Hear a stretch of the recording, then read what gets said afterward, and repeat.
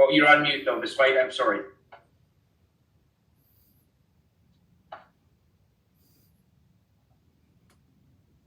It's not good. Here you go. Okay. Thank you, Mr. Mayor and councillors and staff.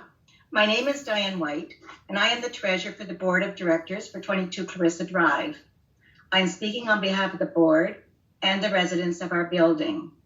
Our complex, known as the Gibraltar, consists of two 15-story buildings with an outdoor swimming pool and 2 tennis courts.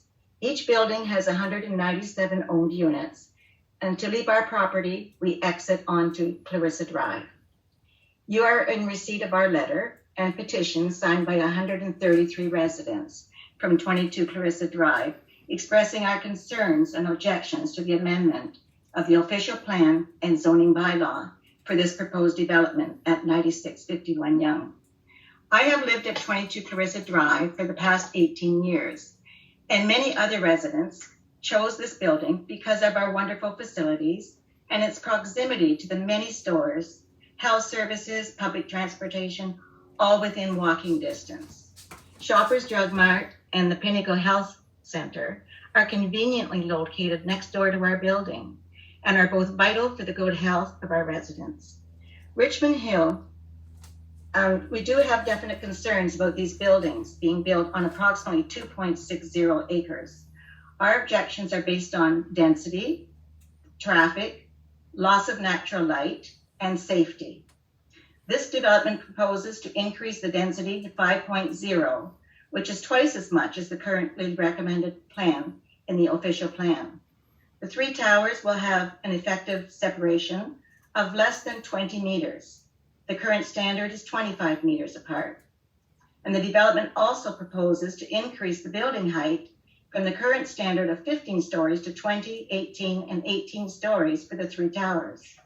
Our buildings are 15 stories, which will mean that these buildings will tower over our building. The developer also wishes to increase the base building height from 4 stories to 6 stories. Our building is the closest neighbor and will be most adversely affected by these 3 towers. This proposed development will come at a huge cost to our quality of life and well-being.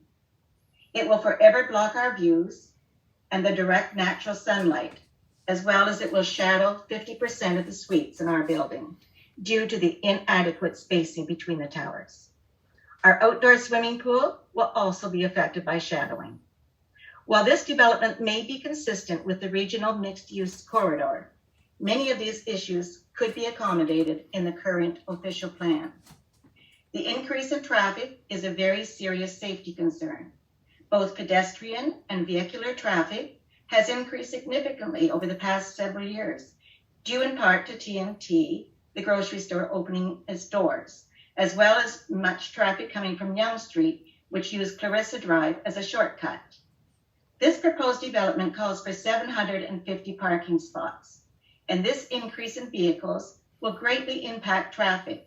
In order to travel south, these vehicles will either exit onto Church Street or Clarissa Drive via the laneways.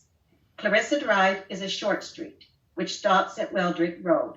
And then you have a choice of traveling east towards Bayview or west towards Yonge Street. Currently, there are times when it's extremely difficult to make a left-hand turn onto Weldrick. It is imperative that all parties give very serious consideration to this increased traffic. And might I suggest that you look very carefully at that intersection of Weldrick and Clarissa Drive. We accept that as the city of Richmond Hill grows and the subway is built, there will be a demand to vary the guidelines, which were adopted by previous councils. But we urge you to maintain features that have served us well over the years and made Richmond Hill a great place in which to live. Please do not try to emulate other communities with their countless number of tall buildings. Let's be unique and do things our way. Many successful developments have already taken place along Yonge Street corridor under the existing official plan, and there is no need to do otherwise. Please let Richmond Hill grow in a positive direction while taking into consideration the wonderful communities, green spaces, and neighborhoods already created. New development may be of benefit to Richmond Hill in that it supports provincial transit improvements with densification, but it comes at a very high price for existing residents. I implore you to take this into consideration in granting approval to the many new development projects contemplated in the immediate future, as all these developments will be contributing to the density of the same major transit station area, MTSA 39, identified in your study. Thank you. Wow. Thank she you very is much, Ms. fabulous.